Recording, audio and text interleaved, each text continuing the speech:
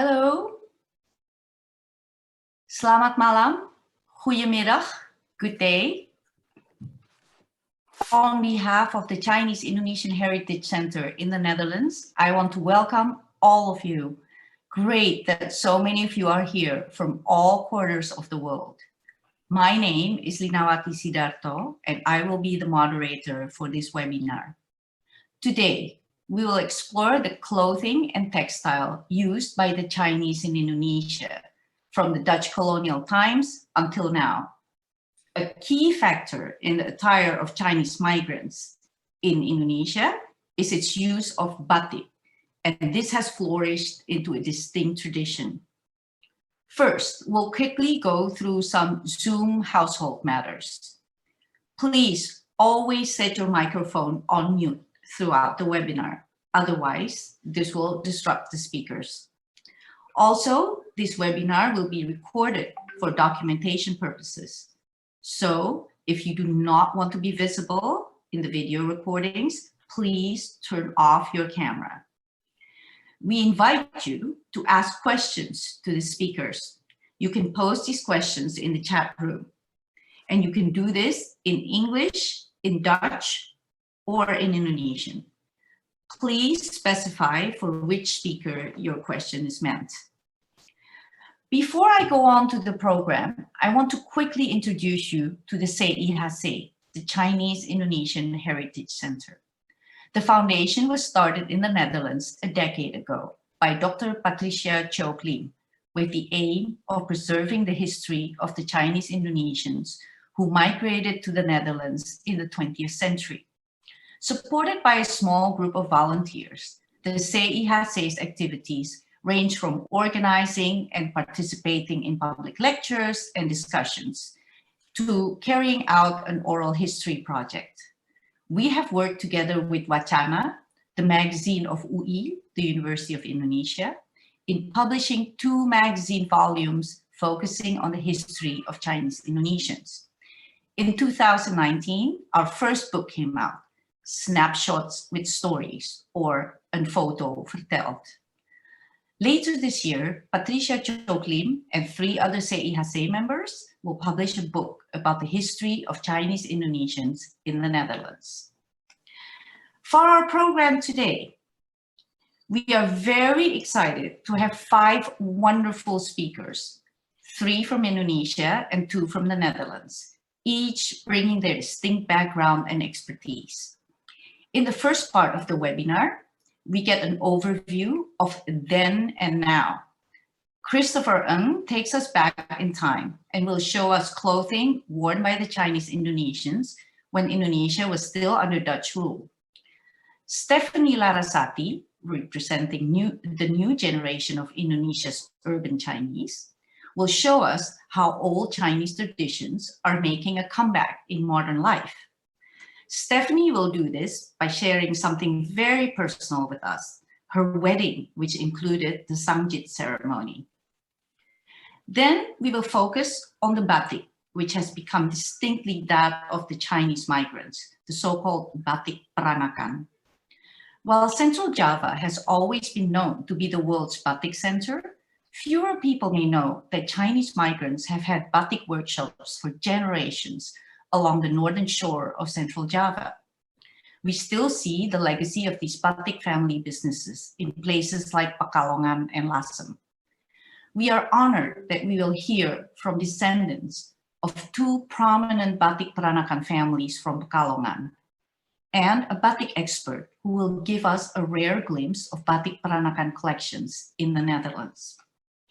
We will watch a short video about the Oey Soe Tjoen batik workshop in Pekalongan, followed by a live question and answer session with Widianti Widjaja, the granddaughter of Oey Soe Tjoen.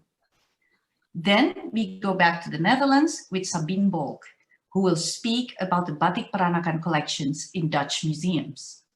Last, but definitely not least, is Indrawati Gondowinoto of the Gan Batik family, also from Pekalongan. Then we hope to have enough time towards the end for your questions for the speakers. You can send your questions, as I said before, through the chat room at any time during the webinar. CIHC Chairwoman Patricia Tijook Liem will give some concluding remarks towards the end of the webinar. Now, let me introduce you to the first two speakers. Christopher Ng, born in Singapore, is at home in both the corporate and the arts world. He went to university in Australia and the Netherlands and has worked for Auction House Christie's in Singapore and Philips and Ahold in the Netherlands. Christopher has been a regular contributor for the CIHC website's Tradition and Culture column and has given numerous talks on Peranakan Chinese clothing. Stephanie Larassati was born and raised in Jakarta and obtained her architecture degree in Berlin, while in Germany, she initiated a humanitarian architecture project called Museum Memorial May 1998. Her architecture firm in Jakarta, Atelier Larassati, has won numerous awards with projects including healthcare and public space. Today, however, we will hear about why she, as a young urban professional, has chosen to incorporate Chinese tradition into her wedding ceremony in Jakarta in 2020. We can expect to see very gorgeous photos from this. Now, we shall start with Christopher Ng. Welcome, Christopher. All right. Okay. I need to share my screen. All right. Okay, I need to share my screen. So here we go. Yeah. All right. Can you see my screen? All right. Thank you, Lena. We will now take a journey back to the 19th and 20th century to see how the Chinese dress themselves in the Dutch East Indies. I've chosen several photos and the source is mentioned at the bottom of each photo. Most of the photos come from Kai Tiao Wei. These photos are available at high resolution on their website. The photos are from a 2018 photo exhibition, Amik Gamba, at the Peranakan Museum in Singapore. The rest of the photos is from private individuals of CIHC. If you would like to have detailed information of the photo of the previous slide, please go to the website of CIHC and look for story number 57 in the column Snapshots with Stories. Likewise, the information of this presentation can be found in a series of 10 articles, number 22 to 31, under the section Traditions and Culture.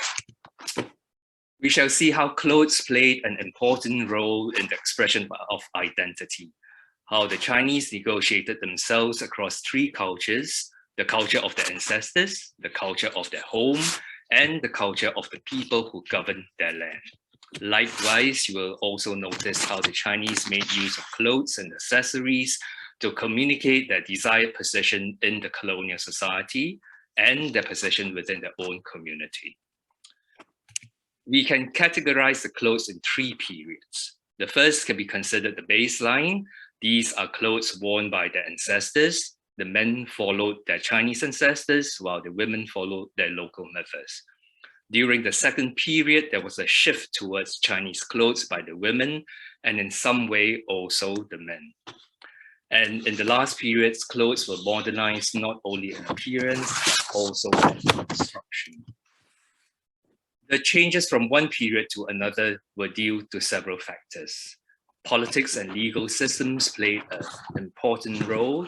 Also, changes in the population composition due to immigration from the Netherlands and China caused shifts in perspective and mindset of the people. These factors were responsible for setting new trends and fashion. In 1854, the Dutch East Indies Society was constitutionally segregated into Europeans and non-Europeans. Laws regarding attire were introduced in 1872. Western attire was reserved only for Europeans until early 20th century. The local population had to dress according to their ancestry and ethnicity. Chinese women in the 19th century wore two versions of clothes. The first, the baju kurung, a long-sleeved knee-length tunic with a circular neckline worn with a cotton batik or gingham sarong. The manner of construction was traditional. The front and back were made from a continuous piece of cloth. Other version was the baju panjang, which had a V-shaped neckline and the frontal opening fastened by brooches instead of buttons. Chinese men wore collarless Chinese-style shirts with baggy pants. An outer jacket was sometimes worn with the front buttons unbuttoned. Those with greater economic power often replaced the fabric buttons with those made of precious metals. Chinese officials appointed by the colonial government had Western collars on their outer jackets. These European elements were often used as symbols of rank and status. The wearing of European accessories, such as Western hats and shoes, also became increasingly common in the late 19th century. The desire of having European elements could be an aspiration to be part of a world of the colonial masters, or simply a matter of individual taste. Different clothes were worn at different occasions. The rules were generally prescribed by the community itself. People wore according to the occasion and context. We shall explore this in the next two slides and later on. In general, day-to-day attire reflected a mix of Chinese and Indonesian cultures. But for weddings and festive occasions in the 19th century, the attire remained characteristically Chinese. Traditional Chinese clothes were also worn by Chinese officials and their wives at formal situations and in official portraits. Women wore a jacket with white sleeves and a paneled skirt, the dress for Han Chinese women. Men used the Manchurian attire of the Qing government. There was a variety of codes that showed the rank and position of the wearer. The most obvious was the Mandarin square on the chest. The rules for these clothes for Han Chinese men and women were strictly prescribed by the Qing government. The last decade of 19th century was a period of increased Chinese consciousness. This shift in allegiance to ancestral homeland China was probably due to the introduction of the Dutch nationality law in 1892, when non-Europeans in the Dutch East Indies were no longer considered Dutch. This had a significant impact on the psychological health and created a shift in perspective of the community. The shift in consciousness was also influenced by the influx of Chinese immigrants and the efforts by the late Qing government to reform and modernize Chinese traditions and practices in China and beyond. These events resulted in the establishment of the organization Donghua Huiguan. Okay, it's stuck. Right. Women began to wear a two-piece Chinese-style dress. This fitted blouse and pleated skirt had decorative borders. Many of these were tailored locally. Some had extremely fine Indonesian gold thread embroidery. Those for festive occasions were made of silks, while simple ones worn daily at home were made of cotton and often worn with a batik sarung. We will get to see these simple versions in a while. Until early 20th century, men wore their hair in a Manchurian queue, a hairstyle where the front and sides of the head were shaved and the rest of the hair gathered and plaited into a long braid that hung down the back. This requirement was also imposed on overseas Chinese men by the Qing government. Chinese men in the Dutch East Indies had queues as seen here of a young Oey Soe Tjoen, who seemed to be in Western clothes, but in fact was in a modernized Chinese-style jacket with Western-style tailored trousers and Western accessories. In the late 19th century, some Chinese were legally equalized, gelijkgesteld, which meant they received equal rights as Europeans and thus the privilege to dress like them. Even with the influx of Chinese immigrants as seen here by the women with bound feet, the children were quick to adopt local clothing. The daughters were both in kain. The left one wears a simple baju peki. The daughter in the center was in a modernized version with westernized frontal openings and buttons.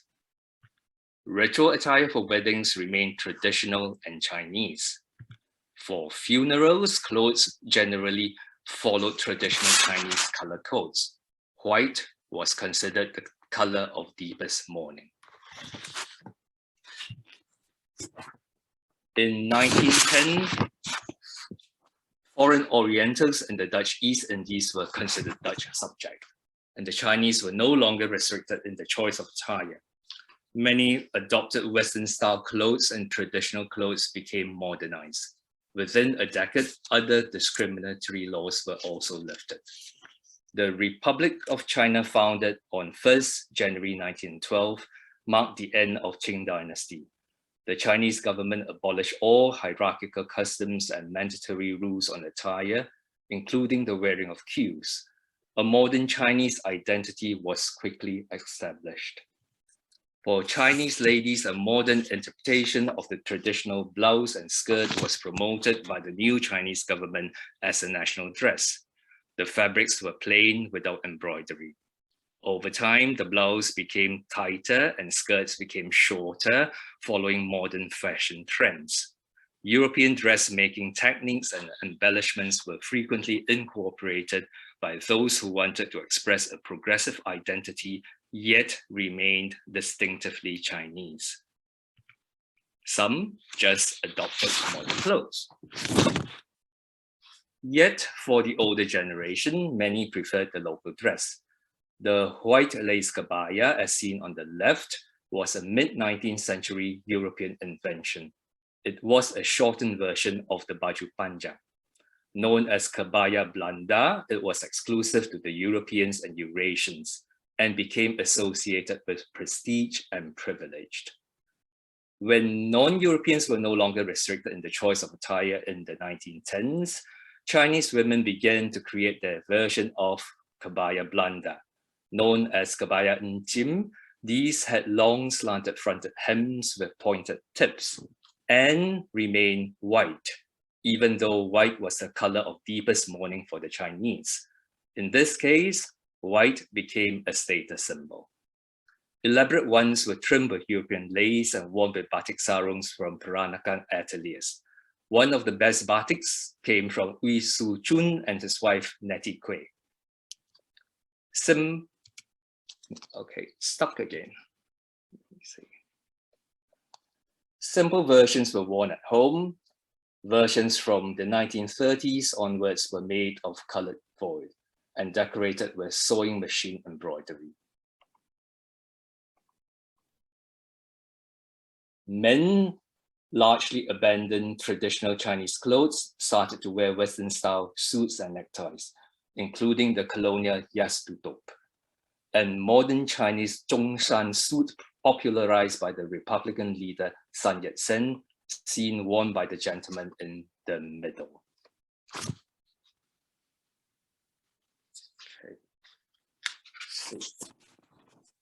By the 1930s, many women, particularly young adults who had Dutch education, preferred to be in Western-style clothes.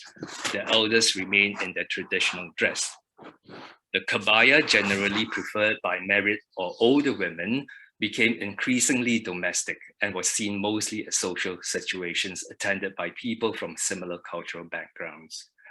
On the other hand, Shanghai dress was considered progressive, stylish, and proper. Versions in luxury fabrics were worn at formal and gala events, particularly at social events attended by people of different cultural backgrounds. Kabayas and sarongs lost their popularity among Eurasians and Europeans in the 1920s. They were considered too Indonesian and quickly became out of place in the public space. This shift in attitude was partly due to the influx of women from the Netherlands. In public, especially in foreign countries, kabayas and sarongs were often not worn. Here you see the same family dressed differently when in Amsterdam. And here you see another family all dressed in Western clothes in The Hague. And likewise for weddings, traditional Chinese wedding robes were mostly abandoned. Clothes allow a person to change his or her skin and face with ease. One could choose from different styles depending on circumstance and occasion to communicate his or her identity, rank, and status. It became increasingly personal, and there was room to express one's identity within the family and community. So it was not uncommon to see members of the same family dressed in different forms of dress. In conclusion, I leave you with these parting words to ponder. Thank you for your time, and now I hand the floor back to you, Lina. Thank you very much, Christopher. That was great photos and wonderful to see how in the later photos how one family can have like completely different clothing, from kebaya to Chinese attire to Western attire. Thank you so much. And now we go to the 21st century with Stephanie Larassati, and she will share with us a story of her wedding. Stephanie? Yes. Hi, Bulina. Thank you very much for the introduction. So let me set this up. Okay, can you see my screen? Okay, great. Hi, my name is Stephanie, and I'm so delighted to be here with you all. I'm in Jakarta, and this is my personal story of my husband and I Sangjit ceremony. So we got married in 2020 during the pandemic. It was a very interesting experience, to say the least. And this Sangjit ceremony is a contemporary approach to a Chinese Indonesian tradition. I got to experience it, which for me personally was quite interesting and special. What is Sangjit? Sangjit is an engagement ceremony from Chinese Indonesian tradition, and it means basically the day of proposal or the day of delivery from the future groom's family by bringing gifts to the future bride's family. So basically my husband and his whole entire family came to my house to say hi and to bring gifts to my family as a symbol, as a gesture to getting the permission to marry me, basically. And it is held between 10 a.m. and 1 p.m. And there are a list of things that should be delivered to the bride's family. And for this one, I had the opportunity to basically do the creative direction, and I worked together with many amazing vendors in Jakarta.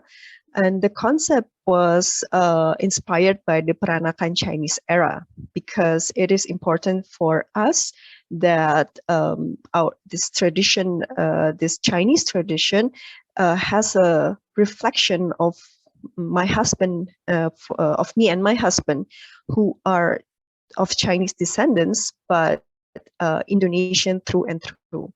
And for that reason, it was important for us to incorporate locality to this celebration. And I also, I think that the clothes is a very important aspect that would determine the overall mood of the celebration. And that was the very first thing that I decided to look for before anything else. So my choice, or our choice, fell on this modern reinterpretation of Peranakan Chinese kebaya that is contemporary yet very romantic. The ceremony took place at my childhood home, at my parents' home. this place that is filled with memories and meanings. And this intimate garden filled with all of different kinds of tropical plants, the terracotta floorings, and this old tilted mango tree. All of that create a perfect setting to our for our special day. And the decorations blend very well with the surroundings, blurring the lines between old and new. The details for us are also important. The locality of our celebration is also present in every detail. This is the seserahan gifts, basically the gifts that were delivered from from my husband to my family, and inside the basket, the bamboo baskets, are products from local brands who cultivate sustainability and local craftsmanships in their products or in their works. And I personally requested for these things because I just love their brands and their products. And all the items were hosted inside a series of delicate bamboo baskets ornamented with red flowers and the symbol of double happiness, or as we call it, the Swangsea symbol. This is the details of the flower, the tropical flowers that are used in the decoration, and which I personally really loved. The decorator did it perfectly for us in that day. And a little bit of story, because it was the pandemic. Actually, our first plan was to celebrate it in a restaurant. But because of the pandemic, it was a second lockdown, and we couldn't do anything. It is not allowed to have a party in a restaurant. So 7 days before the day, we have to move all the party, all the planning to my parents' house. Luckily, my parents they have a beautiful garden. And I guess it was such a blessing in disguise, because this is just the perfect venue for our Sangjit. So basically, what happened in that day, I'm going to guide you through what happened in that day. It was also very new for me. It was very new, a concept for me, and I have to just learn by doing what I need to do, or what we need to prepare for the Sangjit ceremony. Basically, my family gathered at my house, and we kind of wait for the groom's family to arrive. So this is my mom and her sisters. Kind of, they discussed how to welcome the groom's family. And then the groom's family arrived at our house. They kind of lined up, and each brought the gifts or the baskets. It was 6 people total, or 6 baskets total. And one by one, they entered the venue, the garden. And inside the garden, they are welcomed by our side of family, or my side of family, who kind of received the gifts, and as a symbol, as a gesture of 2 families bonding. And both families put the baskets on the pedestal. And on the last person that who entered the garden was my husband. And after that, we have this all the basket are put on these pedestals, and we have all this beautiful setting of the celebration. And after that, we and then we met, like at the me and my husband met, and we took photos together. And I would like to show you what inside the basket. And there are certain rules or certain items that needs to be delivered. And we have in the left side, we have items that can be worn by me. So I requested for a bag, a cloth, and a piece of furniture. And what you see here is actually a miniature of a chair, which 3 months later, the real one, the original one, was delivered to our house. And the right side is the sweets and all the wines as a symbol of prosperity and wealth. So in the traditional Sangjit, the items are actually more than what you see here in the picture. This is just I think a more relaxed or more easy stuff that we can get. But the original one or the traditional one include like pig legs in a can or something like that. It was really hard to find, and we both families kind of agreed to, okay, just leave it. We don't have that. We don't need that because we don't eat it. We won't eat it anyway. So this is obviously the main tray where you have the gold jewelries, and then the wedding ring, and then the 2 ang pao, the 2 red envelopes. And the 2 red envelopes has a unique name. The first one is called milk money, and the second one called party money. So milk money is a sort of an appreciation or gratitude from the grooms to the bride's family, to the parents, for raising her daughter. And the party money is just money that will be used in the real wedding. Of course, the amount wasn't exactly the amount that we end up spending for the wedding. It was really only symbolic for us. So yeah, it wasn't like a strict thing for us. So these are my family. My husband's family. As you can see, we wear this beautiful batik from a designer in Jakarta, where she designed for us, or we together with her designed the model, the cuts, and everything. And we have this in red and blue theme for our wedding. And this is my family, and with my sisters, my siblings, and my mother. And yeah, and my father is on the balcony. A little backstory here. My father lives in Papua, and at that time, there was a strict quarantine rule if you fly from other islands or other cities. And my father arrived 2 days before the day, so he was basically quarantined by my mother, and he stayed upstairs for the next 1 week, I guess, if I'm not mistaken. So yeah, that is how my father kind of enjoyed the celebration from upstairs.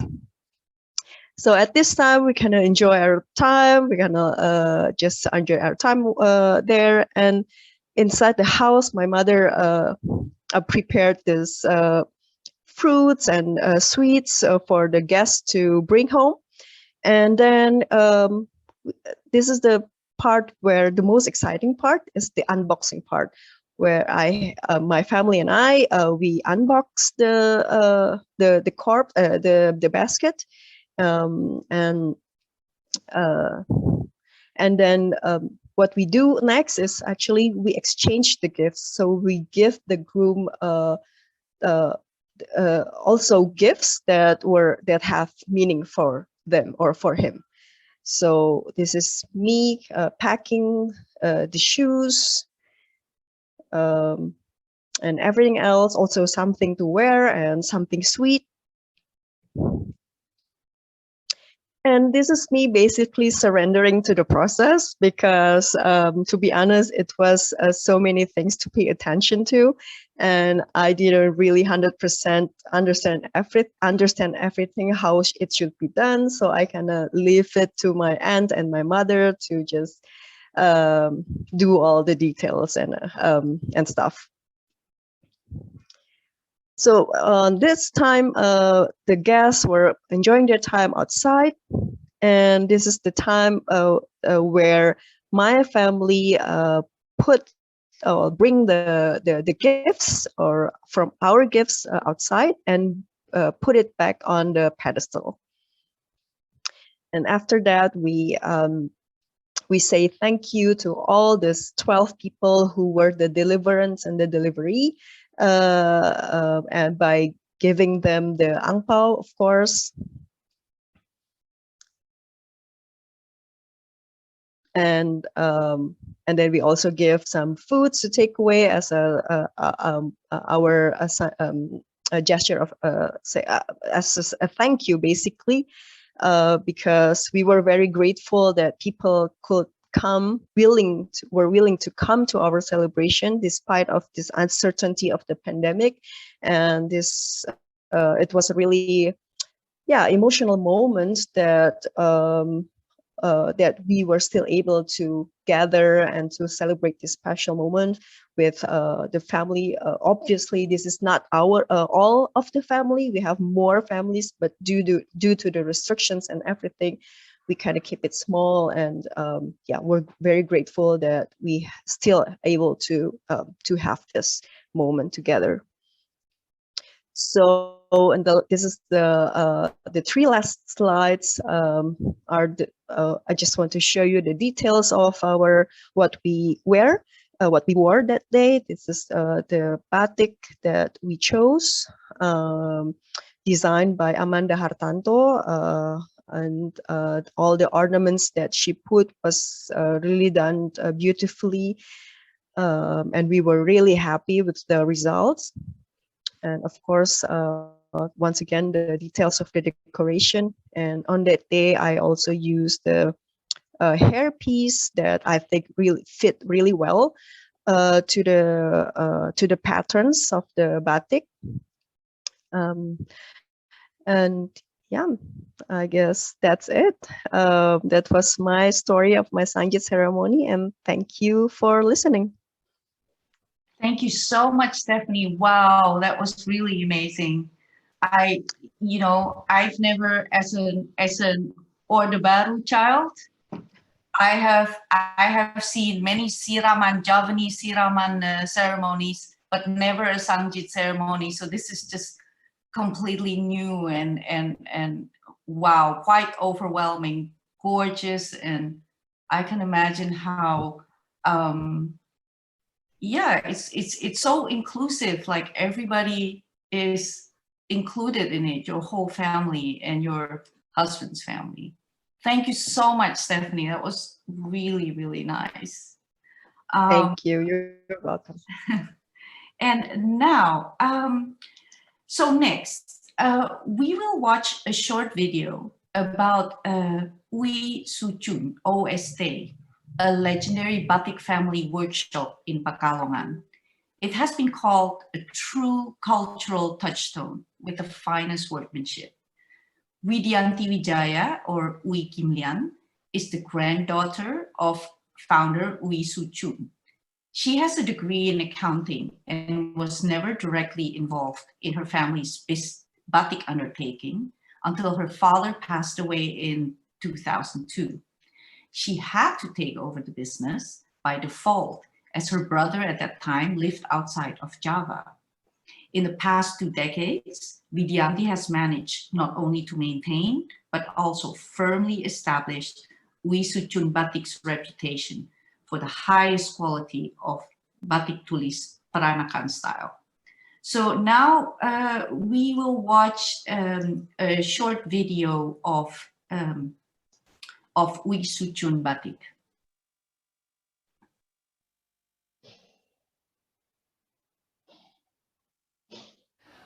Wir befinden uns an der Nordküste Javas im Ort Kedung Wuni und besuchen die Werkstatt der berühmten Familie Oey Soe Tjoen.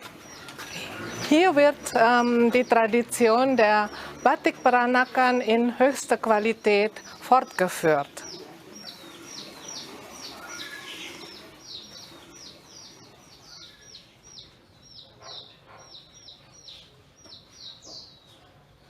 So, Selamat siang Bu Litsinyo. Selamat siang Ibu. Ibu kan menantunya Pak Oey Soe Tjoen. Betul. Apa Ibu bisa menceritakan dulu itu apa yang menyebabkan beliau menciptakan motif-motif seperti ini? Nah begini Bu, pada waktu saya datang pertama kali ke sini tahun 1971, itu memang ayah dan ibu sudah mengerjakan batik begitu. Menurut cerita dari papa dan mama, beliau mulai dengan batik halus itu waktu menjadi pengantin baru juga. Kan ketika itu orang tuanya mengerjakan batik tapi yang kualitas pertengahan begitulah begitu. Lalu mereka berdua sebagai pengantin baru mulai dengan batik yang khas halus. Lalu ayah dan ibu mulai dengan batik halusnya tahun 1924 itu. Ayah punya seorang yang pandai menggambar datang kepada kami. Lalu ayah memberikan suatu postcard, misalnya visitor card atau kartu ulang tahun dengan banyak motif-motif bunga-bunga dari Eropa begitu. Lalu dari kartu pos itu, bapak yang pandai menggambar itu menggabungkan dua motif bunga untuk menjadi suatu buket yang dia inginkan. Jadi dia menggambar bebas. Lalu kalau sudah selesai, kalau menurut ayah gambarnya bagus, lalu dibeli. Dan ciri-ciri khas batik dari sini itu apa Bu? Lalu yang ciri khas yang menunjukkan itu kupu-kupunya. Jadi kita selalu kupu-kupu itu selalu konsisten. Kalau pada waktu ibu itu kupu-kupunya yang dengan dua sayap yang terbuka. Sayap terbuka ini khas dari kupu-kupu ayah dan ibu. Waktu ke waktu karena banyak turis yang datang, kadang-kadang saya minta pendapat mereka. Lalu banyak yang mengatakan kalau ini sedikit kaku begitu. Lalu mereka mengatakan lebih bagus yang lebih hidup katanya begitu. Lalu sejak waktu zamannya ayahnya Widi lebih banyak dengan kupu ini Bu begitu. Kecuali kalau mereka minta kupu yang ini kita bikinkan. Kalau enggak. Terus khas yang lain lagi apa Bu? Ini apa namanya tutup titik-titiknya Bu. Titik-titik yang mengisi bunga itu dari kami selalu titik-titik yang membentuk setengah bulatan dan dari kiri ke kanan. Kalau dari Kedunguni semua seperti ini. Entah itu orang dari kampung atau tidak, semua dari kiri ke kanan. Itu kalau dulu waktu ayah dan ibu, backgroundnya itu lebih besar-besar Bu. Jadi ini bunga-bunga yang kecil-kecil itu agak lebih besar-besar begitu. Daunnya itu khas dari batik OST, itu cabang-cabangnya bisa lebih kecil-kecil dan lebih halus begitu Pak.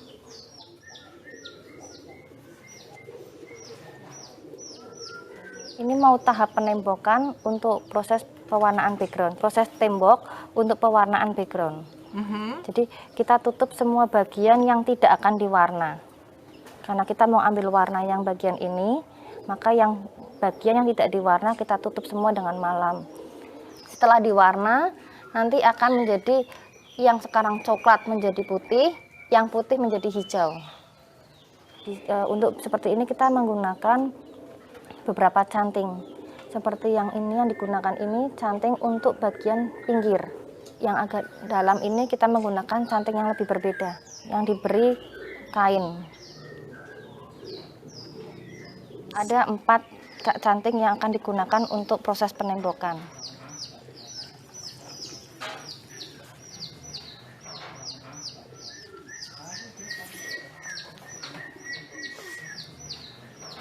Kalau untuk warna biru, kita melakukan jeretan hanya 2 kali. Jadi warna biru muda, kemudian ditutup, dijaret, masuk warna biru kedua. Setelah biru kedua ini selesai, kita tutup daunnya separuh. Untuk mendapatkan warna hijau, kita masuk warna kuning.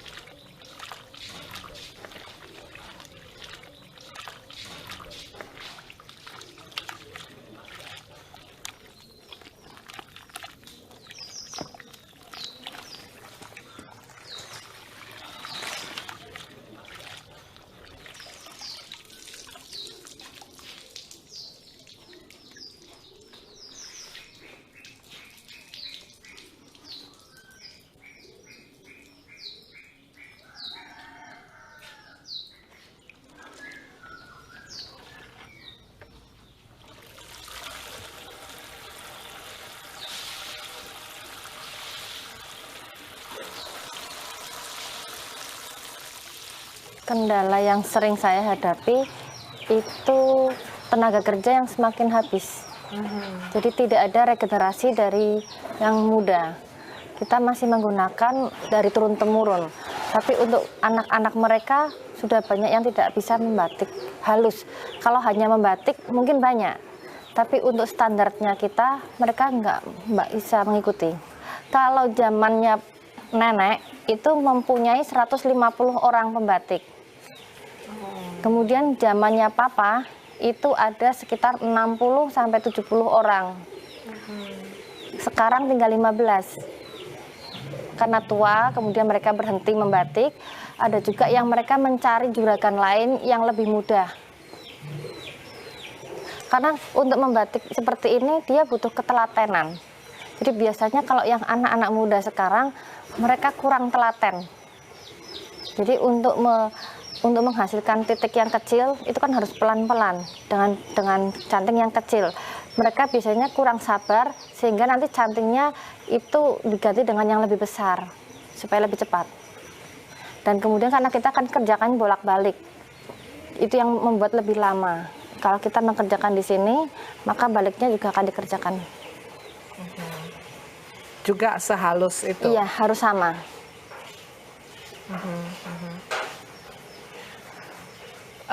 Untuk memproduksi kain seperti ini itu dari awal sampai akhir berapa kira-kira lamanya?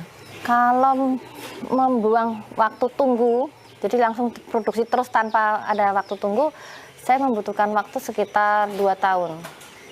Tapi karena kemudian kita juga kena kendala cuaca seperti hujan, kita tidak produktif.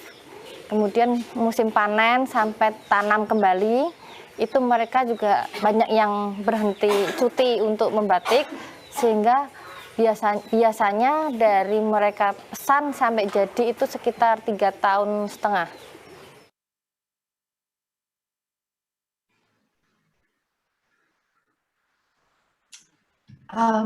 And now we are honored to have a chat with Ibu Widianti Widjaja, all the way from Kedung Buni, her ancestral home in Pekalongan.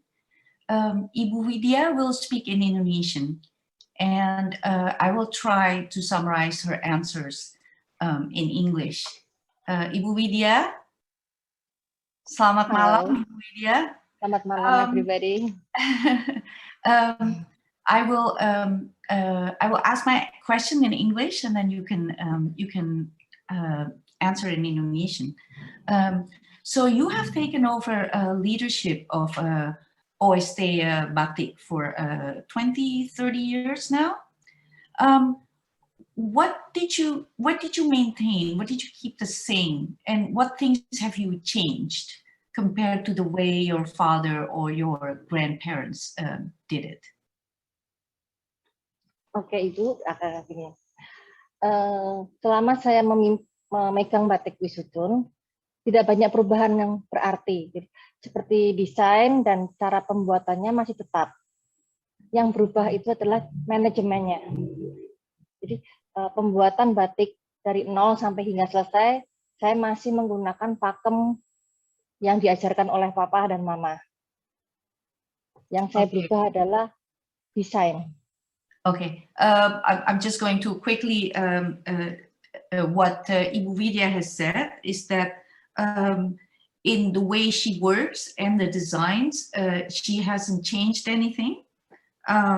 What she has done a bit differently from her parents and her grandparents is the management, but the design and the way she works on the batik has remained the same. Managementnya gimana tuh? How did you manage it? Always stay differently from your father? Gini, kalau untuk pegawai, saya menghilangkan yang namanya kamisan. Jadi pengupahan tiap hari Kamis. Itu saya hilangkan karena saya merasa bahwa setiap orang itu bisa datang kapan saja kepada saya apabila kerjanya sudah selesai. Tidak harus menunggu hari Kamis. She said in the past, people who work for them, the people who do the batik, they get paid every Thursday. Kamisan. Kamis is Thursday, but she has changed that and made it a bit more, made it more flexible, so people can come with their finished goods whenever they're ready. It doesn't have to be on a Thursday, right? Yeah. And but the design you said is still the same. Everything is still the way you make your batik is still the same as your parents and your grandparents. Ya, jadi, untuk proses pembuatannya saya masih tetap. Hanya kemudian saya mulai mengembangkan di desain. Gini, kalau zaman dulu, zaman papa dan mama itu masih menggunakan sistem boketan. Bentuk batiknya itu boketan, seperti ini. Jadi satu bunga. Okay, saya akan. She said she has, although the basic designs are still the same, she changes the way the designs are placed. So, and she's showing that. Gimana Ibu buketannya itu? Buketannya seperti ini, Ibu. Jadi bentuknya seperti hand buket. Okay. Kalau zaman dulu desainnya itu berbentuk hand buket seperti ini. Dan sekarang? Dan sekarang saya merubah sedikit desain karena saya memperlakukan pada diri saya sendiri. Ketika saya memakai kain batik itu, saya mengalami kesusahan. Karena harus menaruh tempat bunga ini tepat di depan dan di bagian belakang. Itu bagi saya susah sekali. Makanya kemudian saya menciptakan suatu model yang tidak perlu harus menempatkan bunga itu harus di depan atau di belakang. Jadi kalau seandainya miring itu tidak kelihatan, Ibu. Okay, I will. Can I explain this to the people and then you can show it? Ibu Widya is explaining that the way the traditional kain is you need to use it properly, and you have to know what is in the front and what is in the back, because otherwise it doesn't look well. So nowadays, Ibu Widya says not many people know anymore exactly how to use those kains properly. So she has changed the designs a little bit, so that even if you don't know exactly how to wear the kain, it will still look good. And how is the design now, Ibu Widya? Seperti ini, Ibu. Now you can see that the design is a bit more, it's not one bunch, but it's spread a little bit more, so that no matter how you use it, it will still look good, whether you use it in the front or in the back. Beautiful. There, these are the newer designs that are not in a bunch, like the old design that she showed in the back. And maybe we can, I can ask you a little bit more about the business side of your of OSD. I mean, do you do any marketing? Give us an idea how many requests you get in a year, how many you can accept. How do you price a piece? Like what does the price depend on if you get a request? Karena kami kesulitan sumber daya manusia membatiknya itu, maka kami untuk menghasilkan batiknya jadi semakin menurun. Kalau pada saat mama itu setahun sudah bisa selesai, sekarang kan saya membutuhkan waktu 3 tahun. Jadi akhirnya dalam setahun saya hanya bisa menghasilkan 20 kain. Okay, now Ibu Widya is saying because there's fewer and fewer people, batikers who can do the work for her. She said during her parents' time, it would take 1 year approximately to finish one piece. Now it takes her 3 years. So actually now on average, she can really only work on about 20 pieces of batik a year.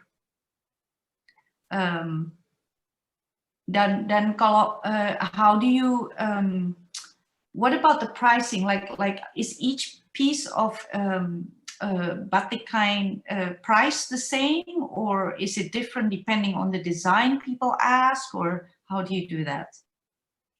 Untuk mengenai desain tidak ada pembedaan, semua sama harganya. Jadi kita menggunakan satu harga, satu kualitas, dan satu tangan.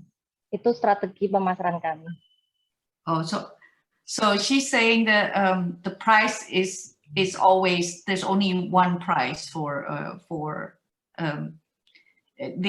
she says we maintain the same quality and the same kind of work. So each piece of batik cloth is priced the same. We heard that you have slowed down in the past few years due to health problems. What does this mean in practical terms for your work? Ya, memang beberapa tahun belakangan ini saya sakit sehingga mengurangi sedikit aktivitas, dan tapi yang lebih menjadi masalah pada kami itu adalah membatik. Ibu Widya says that her health has slowed her work down a bit, but what the most important reason why she can't work as fast is because of the employers, the human resources that have there are fewer and fewer people who can do the work for her, who are willing and able to do the work. Ibu, you have two sons, right? Yes. One in a university and one in secondary school. In high school. So have they been involved in the business or the design of OST? Have they expressed interest in continuing after you retire? Untuk saat ini saya merasa mereka belum ada passion ke arah batik. Jadi mereka masuk ke batik itu karena memang saya minta untuk membantu, karena pada waktu itu saya sakit sehingga kemudian hanya ada beberapa bagian yang harus digantikan, seperti posisi ngelorot atau ngeteli, saya nggak bisa waktu itu, sehingga kemudian digantikan oleh anak-anak. Tapi kemudian saya menilai passion mereka belum masuk ke situ, dan saya pun tidak memaksakan mereka untuk meneruskan batik. Okay, so Ibu Widya is saying that until now they have not yet really expressed any interest in the work that she does, although they have helped her out when her health wasn't very good. The sons do help her out in doing some of the production stuff, but until now they haven't really expressed interest, and Ibu Widya also says that she doesn't want to push them to do so.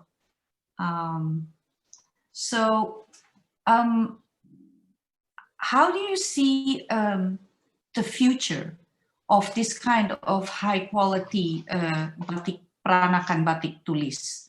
Not only yours, but other workshops. How do you see the future for this? Saya melihat batik tulis, ya lebih karena batik tulis itu karena banyaknya tidak yang berminat, tidak yang mau berminat di situ. Saya melihat makin lama akan hilang. So, karena masing-masing dari pembatik tidak mempunyai penerus. So Ibu Widya is not very optimistic. She sees that more people like maybe within her family that this next generation is not expressing interest in continuing.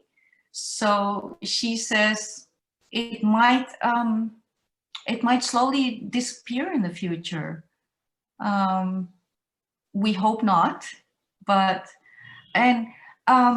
So Ibu Widya, how do you feel you might be the last generation of Batik OST. I mean, how do you feel? This has been your life for 20, 30 years? Begini Bu, sebelum saya memulai dalam dunia batik, Mama selalu mengatakan bahwa kalau kamu udah tidak sanggup, lebih baik berhenti, jangan memperburuk keadaan. Jadi seandainya saya sudah tidak bisa, dan kemudian anak-anak juga tidak bisa menjaga kualitas seperti yang saya harapkan, jadi lebih baik kita harus mengambil keputusan untuk berhenti di saat batik Oey Soe Tjoen masih dianggap bagus kualitasnya. Jadi saya tidak memperparah keadaan gitu.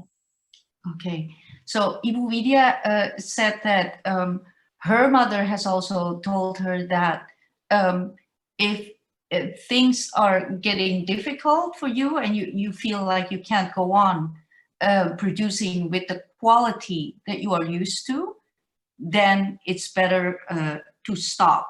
It is better to stop while OST batik is still at the top of its quality, rather than continue but not being able to continue with what they are used to. I have another question, Ibu, if you don't mind. Yeah. Would you encourage younger generations to continue making Peranakan batik, but maybe with their own motifs, motifs that might be a bit less work? You know, the kind of batik that you make is so much work. It takes a long time. Do you encourage younger people to do this? Bisa diulang dengan bahasa Indonesia, Bu? Terlalu Ya, kalau misalnya apakah Ibu mendorong generasi muda untuk terus membuat peranakan batik, tapi mungkin dengan motif sendiri, dengan proses yang tidak terlalu jelimet dan melelahkan. Kalau menurut Ibu gimana? Permasalahannya gini, saya kan sudah disuruh Mama kalau seandainya tidak bisa melanjutkan dengan kualitas yang sama, saya tidak boleh menggunakan nama Oey Soe Tjoen. Jadi kalau seandainya saya harus membuat batik lain, maka saya harus keluar dari rumah ini dan menggunakan nama yang lain. Okay, Ibu Widya is saying if she wants to do things in a different way, create batik in a different way, then she says, I will not use the OST name, the Oey Soe Tjoen name anymore, and I will do it differently. But if I want to continue with the batik Oey Soe Tjoen, then I will maintain the quality and the kind of work that I have always have. And if I can't do that anymore, then I will not use the name anymore and maybe use a different name or with the different products. Ibu Widya, thank you so much, and we wish you all the best, and we still look forward, we hope you still will work in several years to come. And thank you so much for your time. Now we will introduce the second part of the webinar. For the second part of the webinar, we will have two speakers. If you want to know anything about batik, just go to the site Journey to Batik of our next speaker, artist and researcher Sabine Bolk. Sabine studied at the Art Academy in Breda and has expressed art in different forms, from painting to installations with numerous materials. For the past 14 years, she has been writing about, researching, and working with batik, including a variety of topics, from history to sustainability. She has made numerous visits to Indonesia, including to batik towns in Central Java, like Pekalongan, and her research has given her unique access into the collection of Dutch museums and she will share some of that knowledge with us today. The speaker after her will be Indrawati Gondowinoto, or also known as Indrawati Gan. She is the 4th generation of the Batik Gan family of Pekalongan. She's an engineer and has participated in different sectors such as academia and fashion. She participates in a scale of activities related to batik, including teaching, design, and creating batik paintings. She has resurrected the Gan batik tradition and delved deep into her family history and its batik legacy. She tells the Batik Gan story in her book, Batika, Jejak Batik Keluarga Gan Tjoek Liem, which is the history of the Gan Tjoek Liem batik family. Indrawati is also active in the Chinese-Indonesian organization Pertiwi. And now we welcome our next speaker, Sabine Bolk. Sabine? Yes, let me share my screen. So, okay. Selamat malam, goedemiddag, hello. Today I would like to show you how to search for Peranakan batiks kept in Dutch museums and take you shortly to one of my favorite batik cities on Java, Lasem. We start right away with a nice example of Peranakan Chinese influenced batik. This batik was donated by researcher Gerrit Pieter Houvaar in 1928 to the Wereldmuseum in Rotterdam and is currently on display there.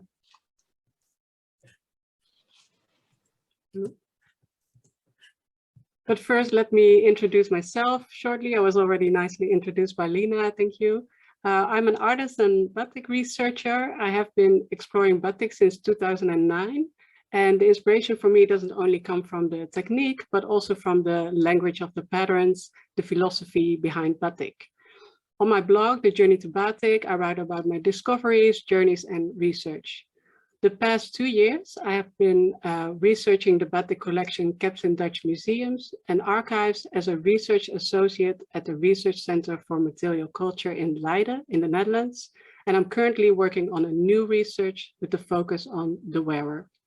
And here you see me on the photo during my last visit to Java in October 2019 already. This was on 2 October, Hari Batik, Batik Day. And we celebrated Hari Batik in Pekalongan by making batik together. You see me in the center. When I say I'm a batik researcher, most people think I do this all day, looking at beautiful batiks and depots. And yeah, I wish that was true. It's part of my work, of course, but in reality, it looks more like this. Going through many written documents and reading books. I work a lot with handwritten materials kept in Dutch archives and museums. There is much information kept here, but most is not digital or translated yet. And I hope through my work, I can make it more accessible and easier available for people who are also interested in this history as well. So let's take a look at what can be found in Dutch collections and how to find it. First, I would like to share this beautiful batik by Widianti. You see the signature in the right corner of the kapala, the red part of the batik. Widianti is better known as the wife of Oey Soe Tjoen, which we just saw the great video and heard the great interview with granddaughter Ibu Widianti of. And this batik was recently rephotographed and is now available in high resolution online. So you might like to know where. One of the biggest collections of batiks can be found at the Nationaal Museum van Wereldcultuur, in English, National Museum of World Culture. This is the combined collections of the Tropenmuseum, Museum Volkenkunde, Afrika Museum, and Wereldmuseum. You can search in the online database in different ways by either searching in the search field here or by clicking in the menu on stories, verhalen. And these stories are made by curators in which they group objects in certain categories. One of these stories is made about the exhibition Connecting Cultures, Chinese from Indonesia in the Netherlands, that was held in Museum Volkenkunde in 2015-2016. And here you see a photo of how the exhibition looked like. The story online looks like this. There's a short explanation on the exhibition, on the Chinese migration to Indonesia and then to the Netherlands, and on culture and traditions. At the end of the page, you can click on a button that says related objects. And if you click on that, you will go to all the objects that are grouped under this story. This is a screenshot of just one of the 8 pages with related objects. There are many batiks in this group, some by Peranakan Chinese makers, others donated by Peranakan families, but also batiks that are later attributed or that are described as Chinese influenced. Next to batiks, there are many other objects related to Peranakan culture in this story. Here's some highlights or some personal highlights. You can find paintings, kebayas or part of kebayas, jewelry, and many beautiful beaded slippers, among other things.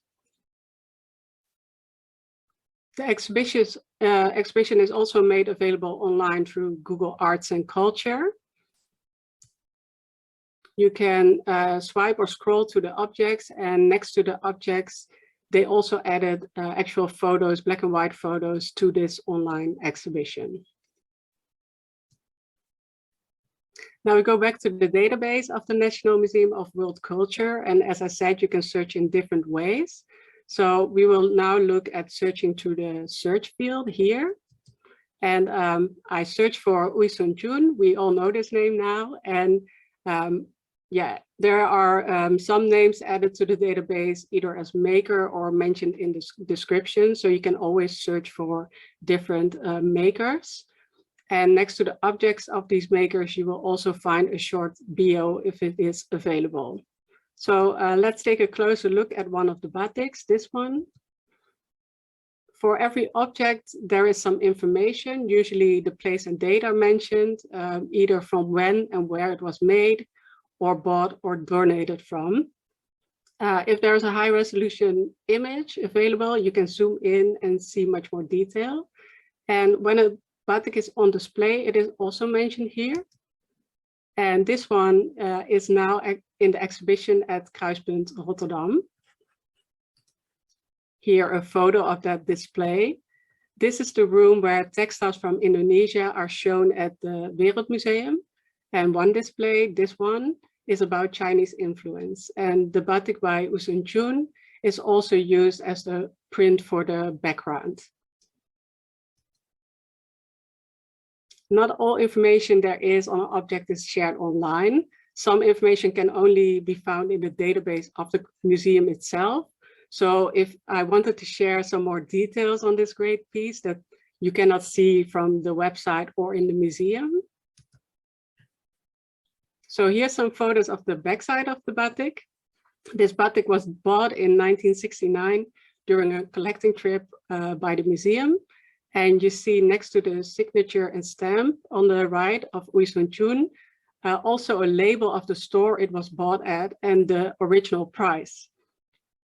According to Google, 27,000 rupiahs equals 4.5 million rupiah today, which is about 280 euros. And I wanted to show this also because it's very common to remove tags or labels when we want to wear batik, but please keep the labels or put them somewhere separate because they might give us some nice insights later. Another maker I wanted to highlight from the database is Chinezen Liem. After my talk, we will hear much more about this batik entrepreneur by Ibu Indrawati, who is the 4th generation of the family Han and wrote a book about her family. And I just want to highlight one batik, this sarong, in red, brown, and green. And I wanted to highlight this one also because the signature is on an unusual place. It's on the far left in the green and very faded. And usually a signature would be placed in the kapala, in the head of the design. So before I take you to Lhasa, I want to give some more tips for searching online for batiks made by Peranakan Chinese batik entrepreneurs or influenced by Peranakan culture. If you visit a museum or another online database with images, try some search words like Peranakan or Chinese influence. So you can also search for batik or Indonesian textile, but of course, then you get much more and not so specified. You can also search for cities or names.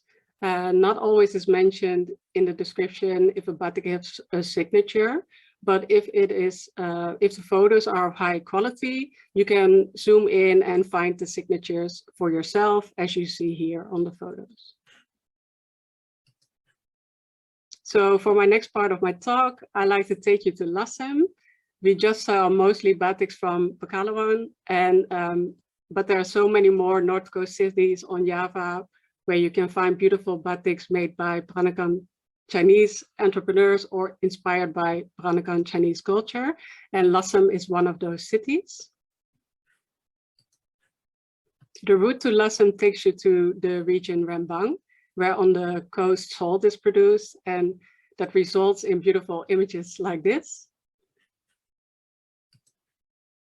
Lhasa is rich with Chinese culture. The Peranakan Chinese community dates back till the 16th century. Nowadays, there are still many houses and temples that were built in Chinese style, like the Chuangqiong Temple, also known as the Red Temple, from 1544. I took this photo in 2016, and when I last was there, they painted the entrance bright pink. So it's more the pink temple now than the red temple. Batik Lhasa is best known for its color red. Red is often described as chicken blood red. The colors and patterns in Batik Lhasa often refer to Chinese culture. Here, a batik by the batik workshop Sekar Kencana, better known for its owner, Pak Sigit Wijaksono, or in short, Mr. Sigit. And this is a batik that is only done the first color bath, so it's an unfinished batik. I met Pa Sigit the first time in 2009, and I was very happy that I could meet him again in 2016. In 2019, he wasn't able to receive my visit, and last summer came the sad news that Pa Sigit passed away. He was 92 years old. Pa Sigit was a very important promoter of batik. He always was sharing stories about the history, and he made beautiful new designs within the Batik Lhasa tradition. And here you see some examples. He used a lot of, he made batiks that were used as altar pieces, but also a lot of beautiful batiks for sarongs or shirts. I'm very happy that his family continues to build the workshops, and his grandson and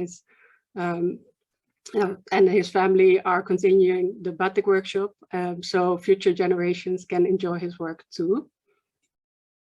I also want to look at some other makers in Lhasa. Other makers use Chinese-inspired designs too. Here a photo from when I filmed Tari Batik. In the background are some batiks hanging to dry for the Chinese New Year celebrations. So they were made in red and yellow and black, and you see some fan designs as well. The makers themselves are not always Peranakan Chinese descent. Also, Javanese batik makers incorporate these popular motifs from Lhasa in their work. Here, a final example by Ibu Ramini, a Javanese batik maker from the Desa Jeruk near Lhasa. She made this design in red and yellow also for the Chinese New Year celebration.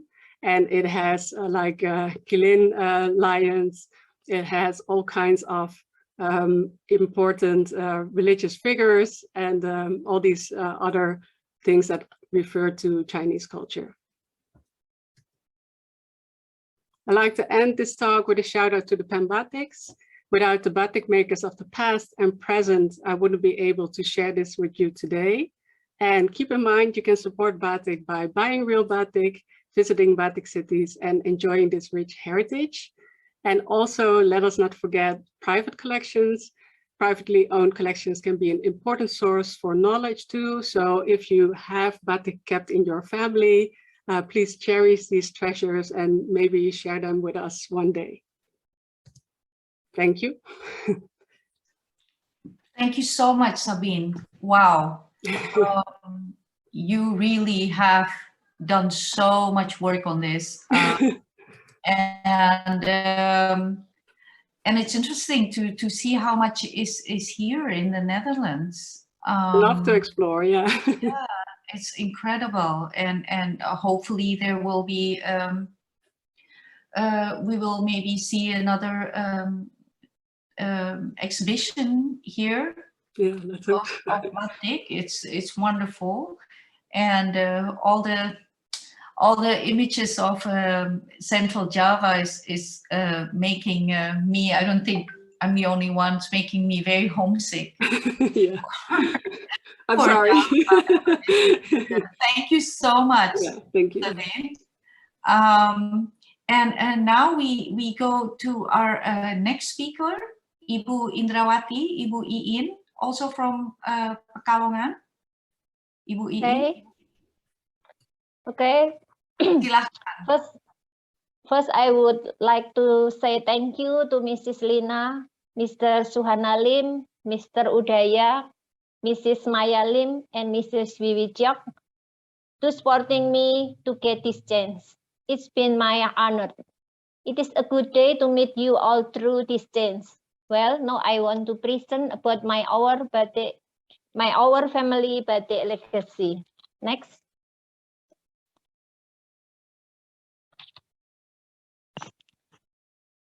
Batik, according Ramamanu J. Widyasaputra, philologist and my mentor, derived from the word tika, means sacred drawing or painting, as it is in Kakawin Ramayana book in the ancient Javanese book 870 AD. Starting with the letter of P until it's pronounced patika, means create the sacred drawing or painting. The letter of P and B often shift until gradually more often pronounced into batika. Furthermore, in the development of ancient Javanese language, the suffix a is more often to be left out, become the name of batik, where there is meaning in every scratch. I have used this batika as the title of family batik book that I wrote in 2019. Batika, Jejak Batik Keluarga Ganjuliam. Batik we have known today from the word amba and tik or rambating titik-titik means writing from the Dutch. That can be said to refer to the manufacturing technique merely. Next. Batik has been part of fashion since ancient times in Java. The beauty of this batik attire was illustrated by William Daniel. His painting now become the British Museum collection. Next. This batik originally come from the palace of Kraton Yogyakarta, starting from the Brahmin Dome, batik for royal ceremonies. In the life, King of Kraton Yogyakarta, parang barong motif. Other ritual in the middle, his wife, and outfit dance custom. Next. Batik also used as daily clothes from birth, marriage, death.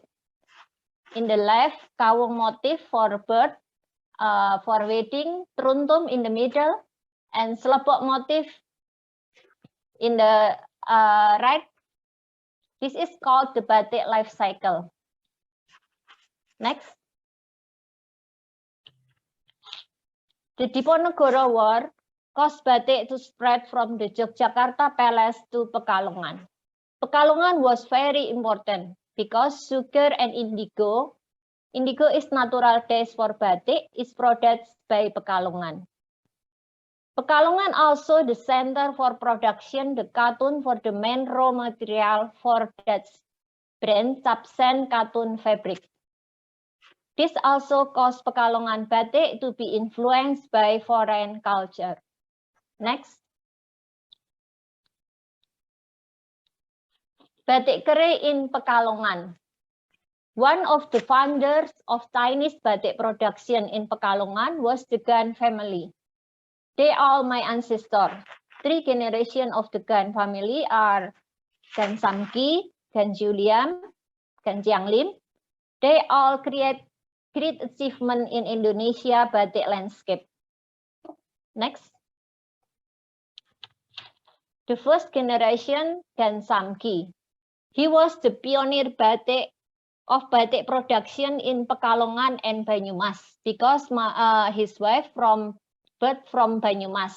Production batik in Pekalongan, brand Gan Samki, and in Banyumas, Nyonya Gan Samki. Next. I found some of my great-grandfather's masterpiece was in Indonesian batik collector. Mr. Hartono, Mrs. Cecilia, and in Museum Los Angeles, California, USA. This is Indonesian collector, Mr. Hartono Sumarsono, circa 1870, all natural taste. A very difficult coloring technique to do even now. Cinderella motif. Next. This is batik Nyonya Gan Samki in Museum Los Angeles, California, USA. Next.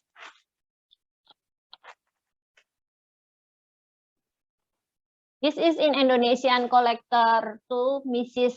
Cecilia Adinoto. At the time, some other famous batik entrepreneur were Van Cremon, A.G.F.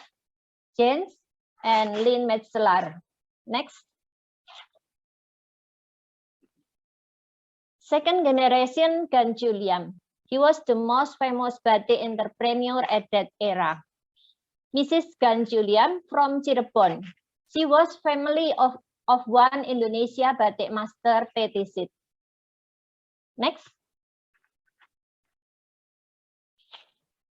In my grandfather era, batik in our family reached its zenith.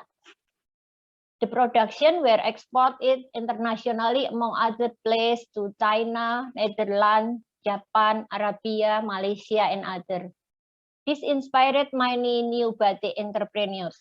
Its competitors include two sisters, Tina and Liz Van Sailen, family Mrs. Gan Juliam Tetisit, Oey Lim, Oey Soe Tjoen, grandpa's brother Gan Jubuat, and etc. Next. When I researched for my book Batika, I found some his masterpiece were collected in California, in Museum California. Punokawan and Arjuna motif carrying cloth. This cloth is very valuable because it tells the journey of human life from beginning to death. Sangkan parang ing dumadi in ancient Javanese. Next. I found some in the Dutch Wereld Culturen and in Yogyakarta Batik Museum. Next. Some of the private collectors are Mr. Hartono, Mrs. Santi, Mrs. Cecilia, and etc. Next. During that time, the use batik is mostly not cut or sewn as a sarung, especially for pangsi pants, cut and sewn. Usually, the top of the clothes are kebaya encim and the bottom end is batik. Next. Third generation Gan Jiang Lim. This is my parents. My mother from Kedung Buni. Next. This is Pagi Sore motif by Gan Chiang Lim. Due to the limitation of cartoon cloth at that time, 2 different motifs were made in one piece of cloth. This cloth can be used in the morning and evening, so it's called the morning and evening motif. Next. At this time, the use of batik has been cut and sewn, as shirt, dress, and so on. This era transition from old batik fashion to modern batik. In the left dress, my mother, and right Prada's long sleeve shirt, my father. Prada is gold layer. It's very expensive. Next. Next.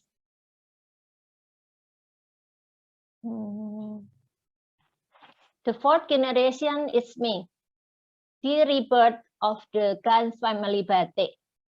I resurrected the legacy, tradition, and the glory of Gans family batik. In 2012, I established batik business, Apsara Batik, especially the temples motif. And 2014, I start using family brand as 4th generation by my own name, Gan Sui Yang. I reverted to the Batik Pekalongan style. Next. This is Batik Apsara with temples motif for daily and fashion show. Motif from the story Awadana Jataka on the famous Borobudur temple relief. Next.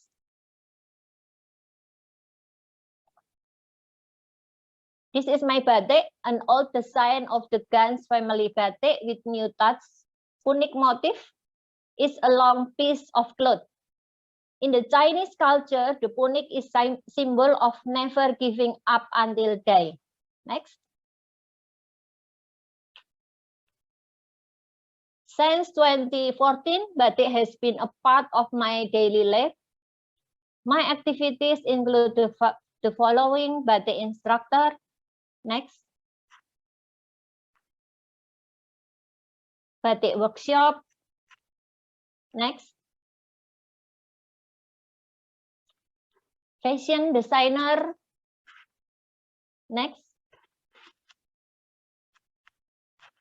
Support activities for the preservation batik in many organizations. Next. Join the exhibition and competition to be the champion. The first place of the Indonesian most beautiful exhibition stand decorating in Bali. Next. At the end 2018, I received a record muri with the title First Batik with the motif of process on how to make handmade batik in a piece of fabric. All these steps are according to the ancient way of making batik in my family. Next.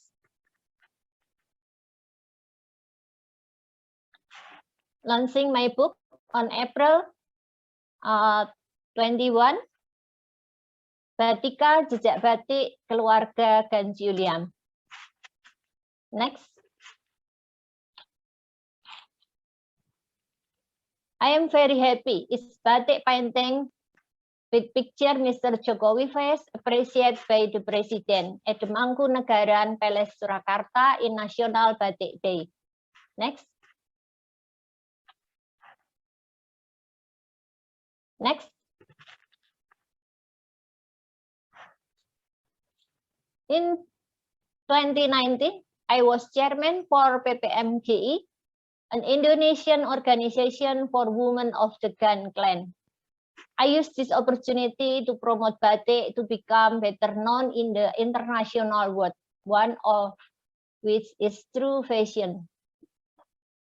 Next. It is the Chinese Culture Festival in 2020. We wore a kebaya encin and a batik sarung style old Peranakan for fashion show with batik lover Sekar Jagat, Yogyakarta. That was the last activity in the pandemic. Next. During the pandemic, even though various activities are limited, I didn't stop working. I create a batik painting, join with exhibition and a painter, and active in media online, in webinar, in radio, and etc. Next. In 2021, I start studying Chinese culture, becoming one of the coordinators in the non-profit organization Wise Indonesia Society, which studies the rare science of thick black study. I always include batik as decoration in my presentation. Besides Wise, I am also a member of another Chinese organization, namely Pertiwi. Next.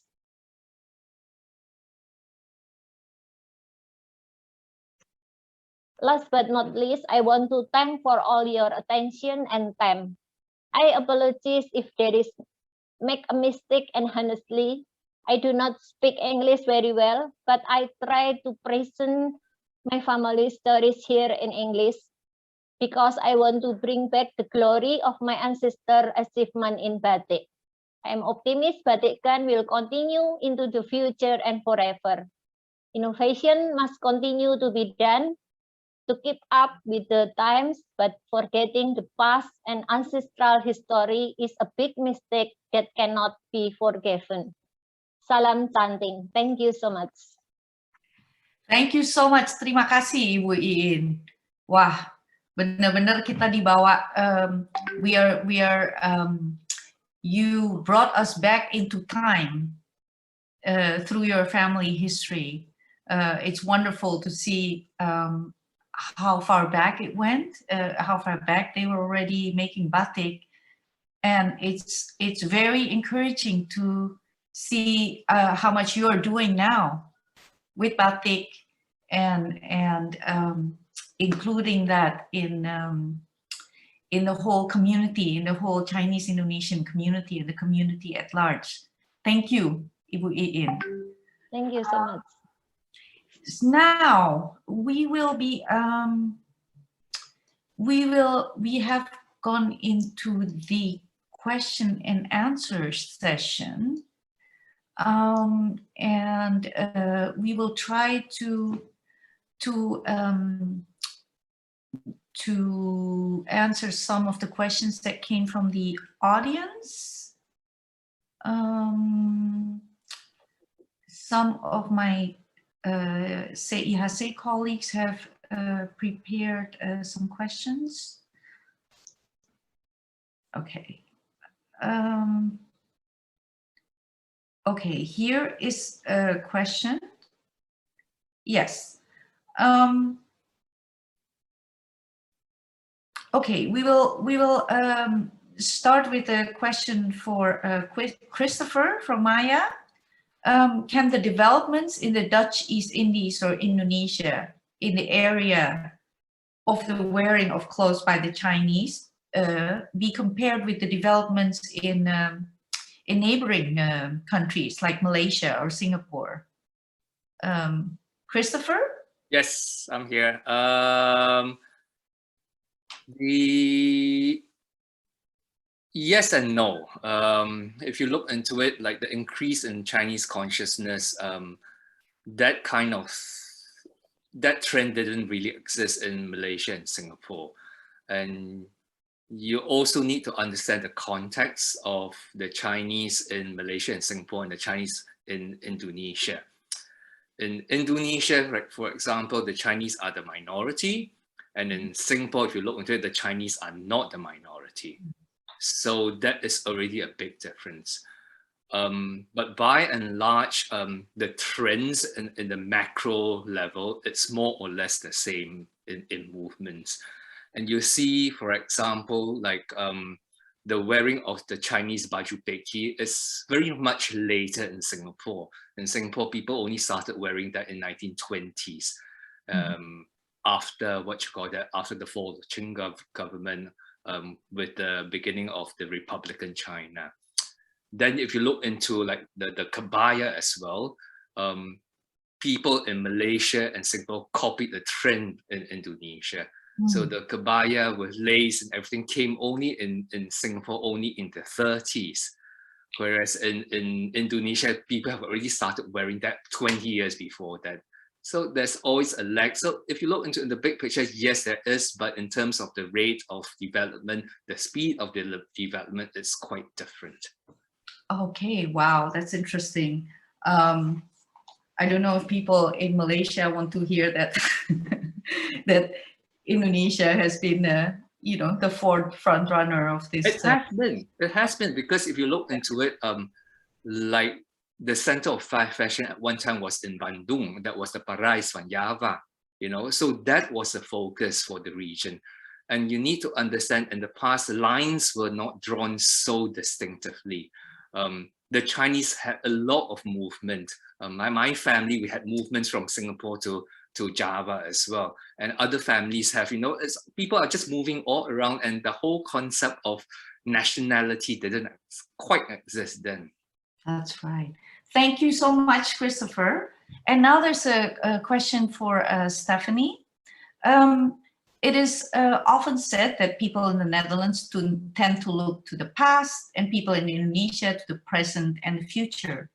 And so what about clothing? Is wearing like Chinese or Chinese Indonesian batik a sign of nostalgia? Or is it actually looking to the future with greater influence from China? Or is it just fashion without the influence of other things like politics? Stephanie? Yeah, this is a very interesting question. I will try to answer it from of course, from my point of view of how young people in Indonesia right now are. And I think there is no, there's less about influence from China nowadays in Indonesia, but I think there is this not trend, but a movement, a positive movement in Indonesia that we kind of, or the young people kind of look forward to the locality of things.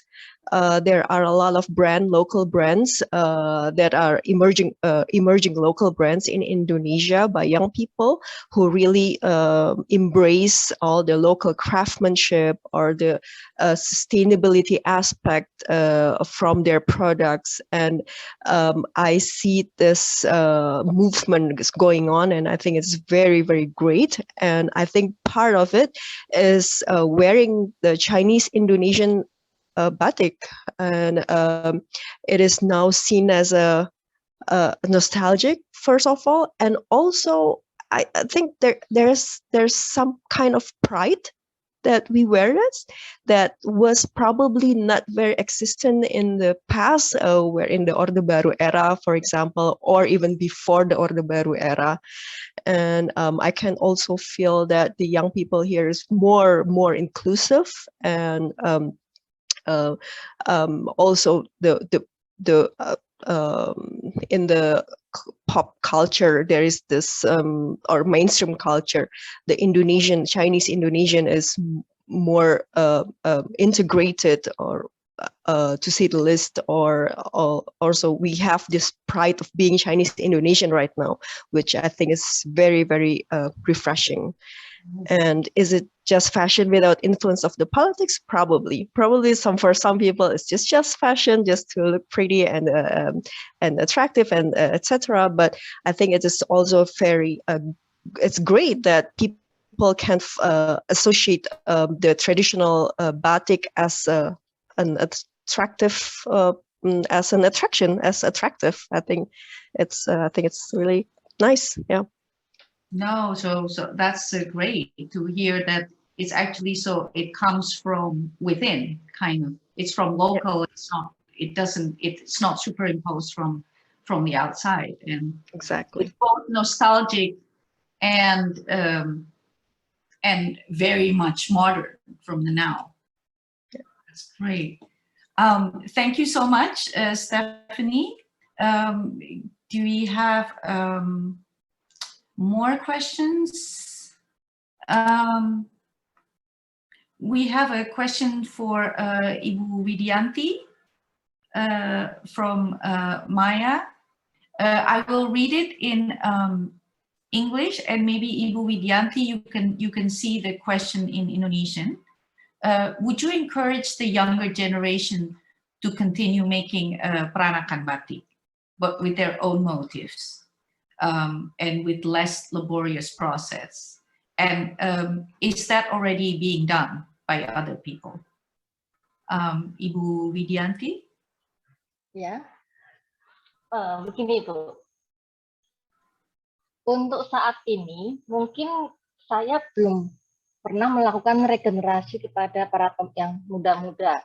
Karena batik yang kami hasilkan itu tidak bisa dipakai untuk percobaan.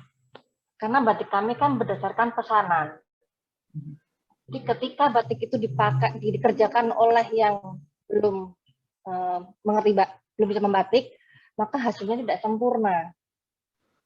Kesulitan kami di situ. Kalau kami membuat batik dengan kualitas yang kurang, kami kan tidak bisa memasarkan batik itu. Betul. Jadi kami tidak pernah memberikan kesempatan bagi pembatik baru untuk membuat batik di Tjoen. Okay, so Ibu Widianti is kesulitan kami di situ. So Ibu Widianti is saying that she personally has not been able, what she says, to do the regeneration for younger batik makers that try different kind of designs because batik OST is so the thing that is most important for them is keeping the quality, the high quality and the tradition of batik OST. Tapi kalau menurut I'm gonna ask Ibu Widya if she thinks this is a good idea for other people to do. Kalau menurut Ibu Widya, kalau melihat orang-orang lain, pembatik-pembatik muda di sekitar Ibu, jadi bukan yang di OST tapi mungkin di workshop batik lain, itu apakah itu sudah dilakukan gitu? Jadi bahwa ada generasi baru dari pembatik-pembatik tulis batik Peranakan yang akan meneruskan walaupun tidak dengan tradisi yang lama gitu. Mungkin kalau di tempat pembatik lain pernah melakukan regenerasi seperti itu, karena mungkin mereka tidak menjaga kualitas kain. Dengan kami sangat menjaga kualitas dan para pemesan batik pun tidak menghendaki batiknya menjadi percobaan mereka. Mengerti. Ibu Widya is saying it's most likely people are doing it at other batik workshops. That they try to do things differently, but she doesn't do it because she says people come to us, people come to OST Oey Soe Tjoen batik to get Oey Soe Tjoen batik, and this is what we will give them, and then we don't compromise on quality. Terima kasih Ibu Widya. Untuk pertanyaan lagi untuk Ibu Widya dari Wiwico. Ibu bisa lihat pertanyaannya ya. Do you see 3D printing as a means to simplify the process of batik making, Ibu Widya? Kalau dengan printing itu bisa bukan di batik. Ya. Kalau proses batik dengan printing itu kami bukan lagi disebut dengan batik. Okay. So Ibu Widya says that this could not apply or help in her batik making because she doesn't use that. Jadi tidak bisa ya, Ibu Widya, nggak bisa dipakai untuk menyederhanakan proses. Ibu Widya? Kalau batik orang lain mungkin bisa Ibu, tapi kalau batiknya OST tidak bisa. Okay. Ya. She says it's most likely. Kalau di batik lain mungkin bisa. Yeah. Tapi tidak bisa yeah. So Ibu Widya is again saying it's probably helpful for maybe for other batikers, but not for her. She maintains the old way, the traditional way of. Karena kita lebih mementingkan kualitas kain. Yeah. So she says she emphasizes the quality of the batik cloth. Terima kasih banyak Ibu Widya. Saya ada pertanyaan untuk Sabine. Yeah. Sorry, there's a question for Sabine Bolk. There is the impression that batik from the north coast of Java actually only gained wide interest in the last decades of the 20th century. While it actually has been around for so many centuries. This is in contrast to the batik of Central Java. So how can you explain this? It has mostly to do with what was researched and was focused on. Actually, in the museums in the Netherlands, we have many batiks from the North Coast that were collected, as well from Central Java. But where researchers were more focused on the Central Java, like the Solo and Jogja batik in the 19th century.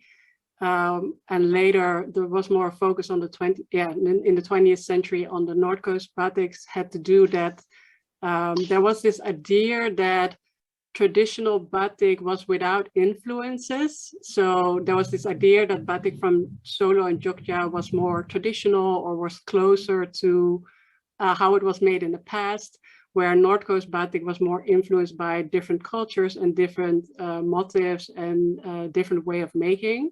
So where the North Coast has influence from India, China, Arabic, Dutch, this was conceived by the mostly European researchers as not being real batik. So it took a while for them to start researching this field, and it was actually it wasn't until the 1990s that the first book was published solely on batiks from the North Coast, where this different influence was described by Veldhuizen. And this really started interest worldwide in collecting these batiks and also making exhibitions about it. So, yeah. Okay, oh, wow, that's very recent. Yeah, it is. So it still has, that's great that it started, and I think will continue.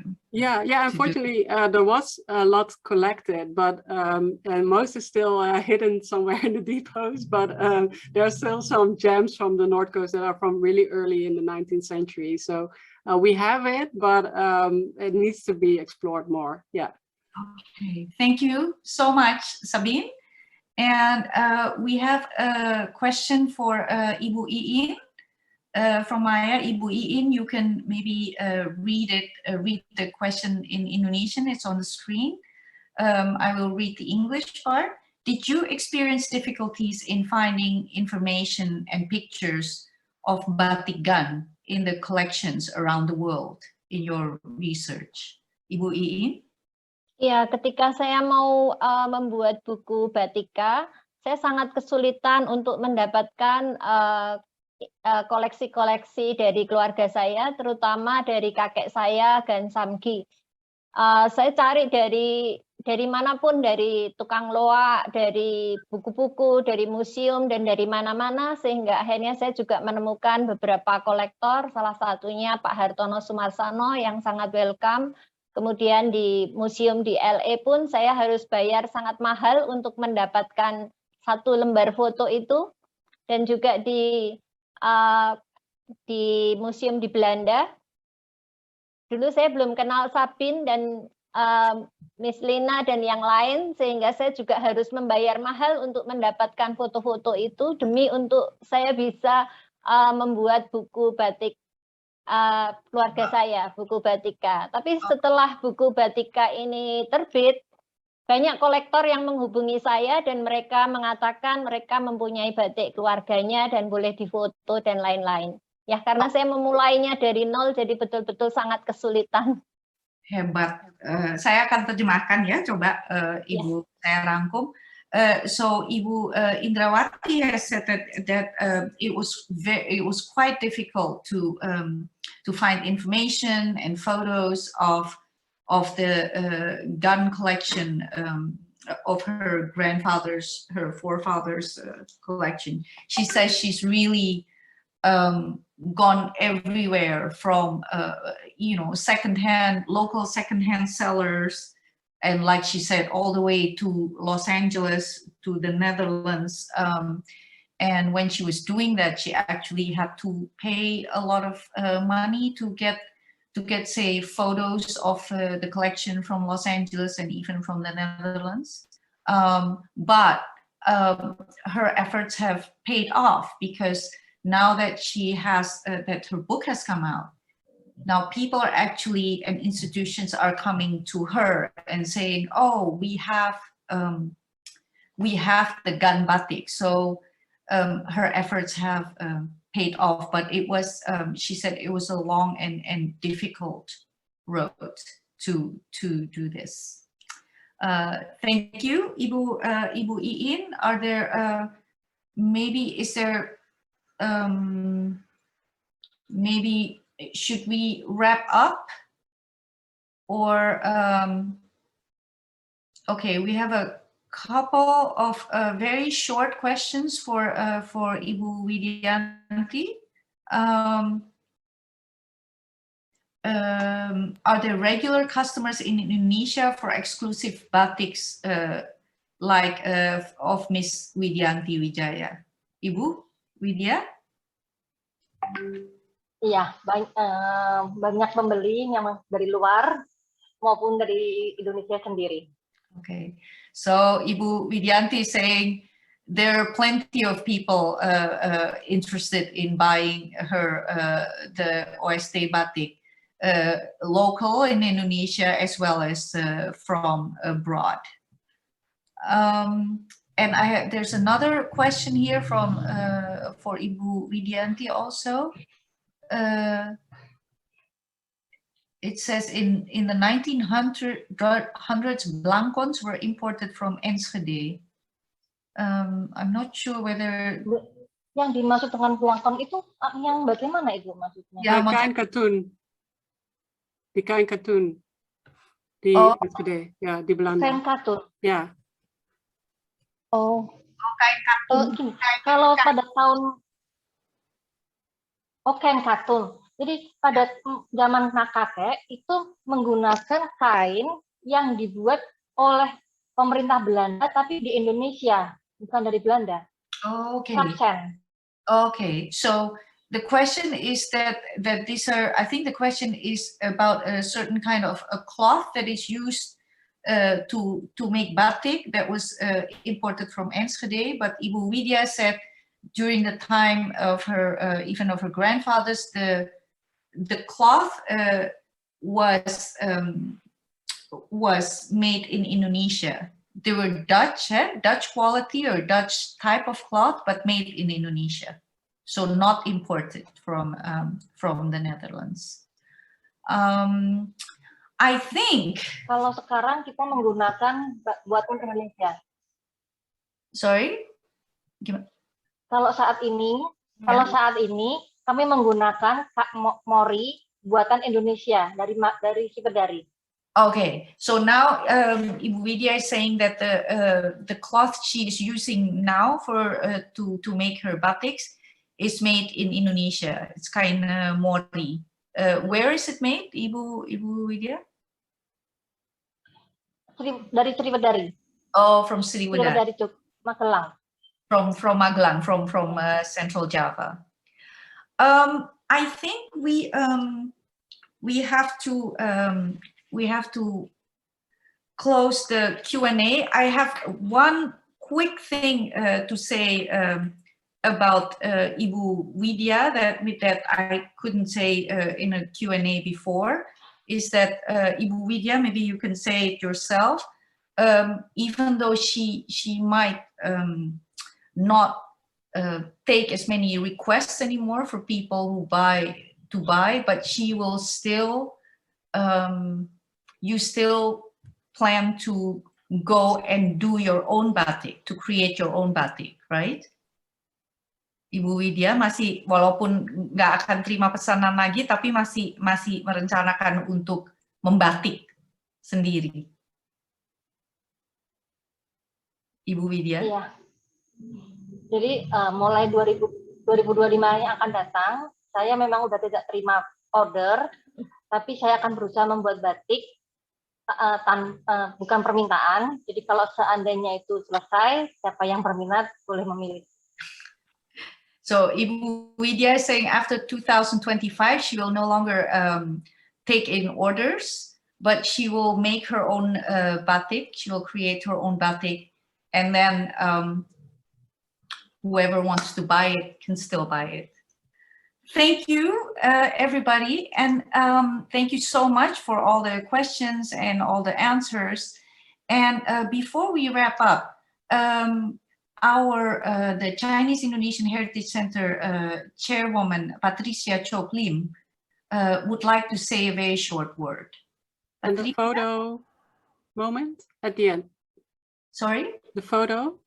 And yes, and we will, before everybody leaves, after Patricia talks, we will try, please don't leave yet, because we want to try to take a photo of everybody who attended the webinar. So please don't leave yet. Patricia? Yes. Oh, Patricia, unmute. Shoot. Okay. Can you hear me now? Yes. Okay. Well, we have come to the end of a really fascinating webinar. And for me, the task to thank you all. And I would like to start with the speakers and the presenters, of course. We just had a few wonderful hours listening and looking at your presentations. On all topics, you took us to the world of the past, a past of sometimes long, long ago. And then you took us back to the 20th century and the present with other aspects. I fully enjoyed it, and I'm sure the whole audience did too.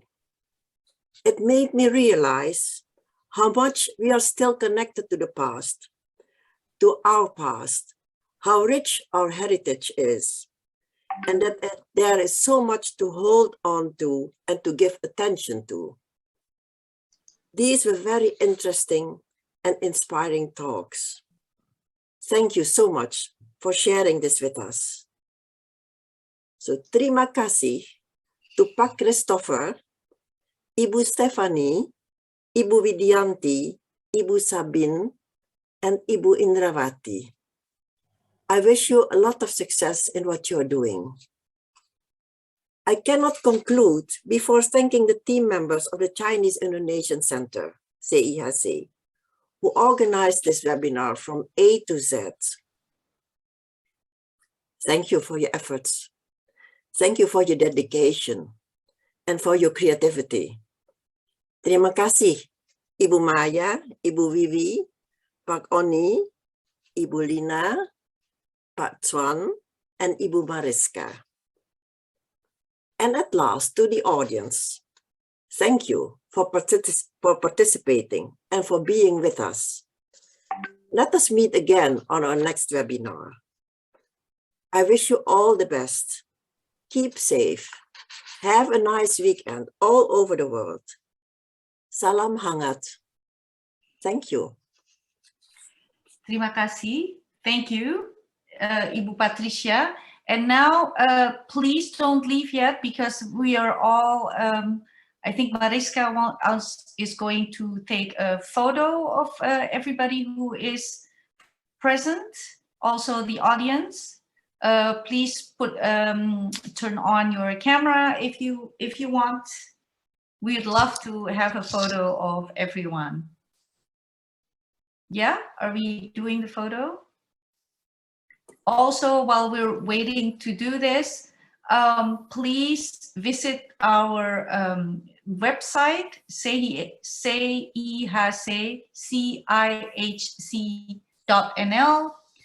We are also on Facebook and Instagram, please visit us. There's a lot of information. There will also be a link of this webinar and information about the speakers and questions that were not answered yet. You can always send it to us by email, on Facebook, by Instagram. Is the photo being made? Has it been made? Let me see.